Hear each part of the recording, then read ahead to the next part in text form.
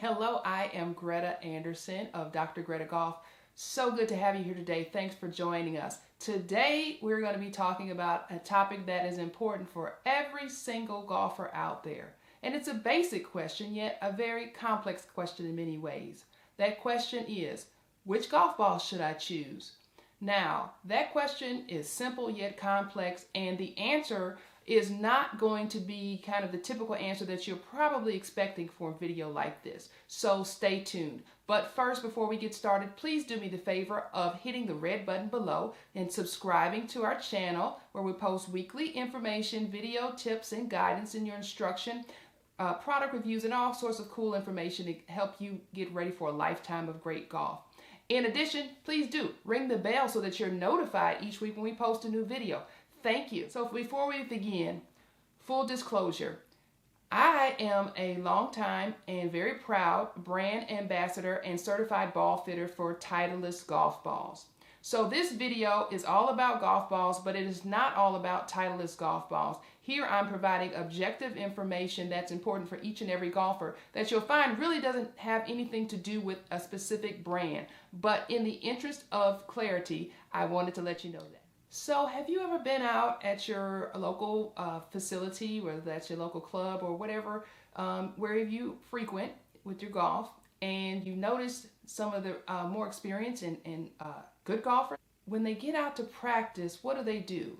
They pull out their own 3, 4, 6, maybe a small little bag of golf balls. And we're talking about out in the short game area and in the putting facility specifically, not out on the driving range where, the picker is going to pick up anything that's hit out there.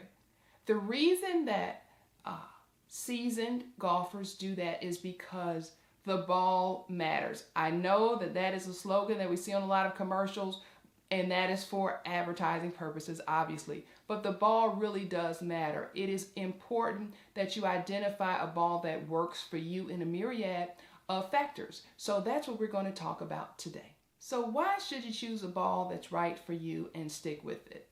And as a teaching professional, when I say stick with it, I mean a ball that you utilize during your short game and putting practice and throughout all of your rounds for at least 60 to 90 days.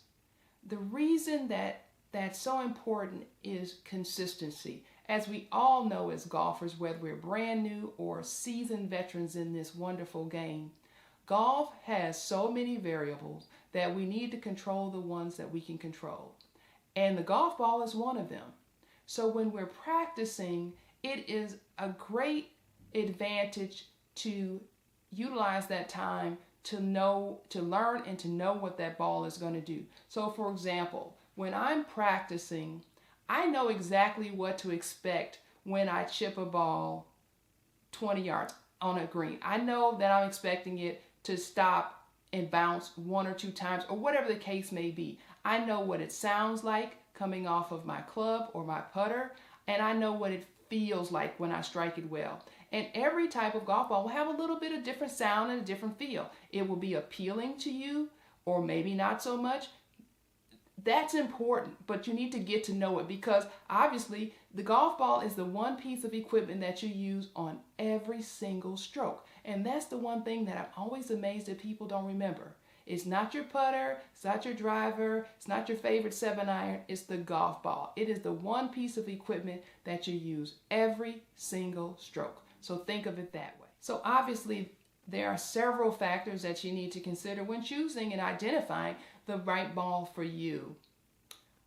Apart from being professionally fit into your golf ball, I realize that everyone may not be at that place in that step. But let's just say that you're going into your local big box store or your local golf pro shop and you're going to purchase some balls. There are a couple things that need to be right for you. Number one, let's be candid here, is the price point. Some of the premium balls out there are unbelievable. They feel great. They sound great. They meet all the criteria that most golfers would love to be able to play with on a regular basis. But it may not match the pocketbook, and there's absolutely no crime in that, right? There's absolutely no problem with that. The great news is that most of the golf ball manufacturers have such a complete line that there's something in the line that will have many of those characteristics that can work for you. So that's the great news. So what I recommend is identifying a couple of balls that will really work for you in terms of your price point. And when I say working for you in terms of your price point,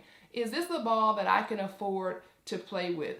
Knowing right now where I am in the development of my golf game, I may be losing a few out there, dumping a few in the water, so on and so forth. Am I going to be upset if I shank a ball and lose it in the woods? Because the reality is some of the premium balls at $55 a dozen, you may be upset if you're losing more than a few balls per round.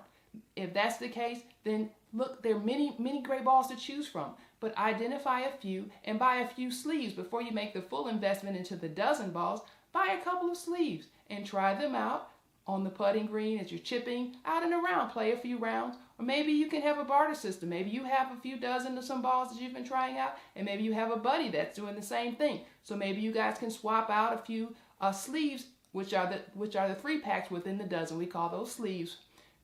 Just to swap out and try so that you can experiment. But identify several balls that are kind of in your short list and try those out and then go from there. So one of the things that we now get to choose about our golf ball, which we didn't for many years, but as time and technology have advanced, we can choose it no matter the tier or quality of golf ball we're using is this color. We can now choose the color. Most every manufacturer makes great golf balls in optic white, bright and fluorescent yellow, oranges, pinks, you name it. So that's one of the things. For many, that's important. They can't see the white ball, or they can't really see the different colors. Like for me, I can't see the pink, oddly enough. Any shade of pink out on the fairways, I really struggle with seeing it. But hey, it doesn't matter because there are 10 other colors for you to choose from. So using color, feel,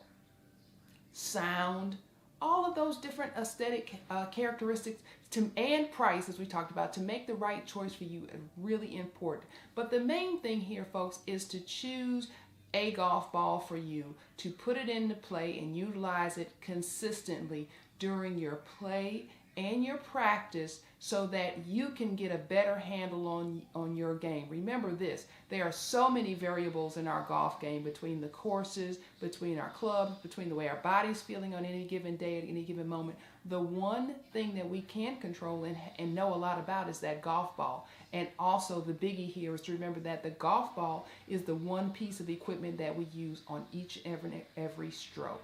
So keep those things in mind, and when you're trying to answer the question, which golf ball should I choose?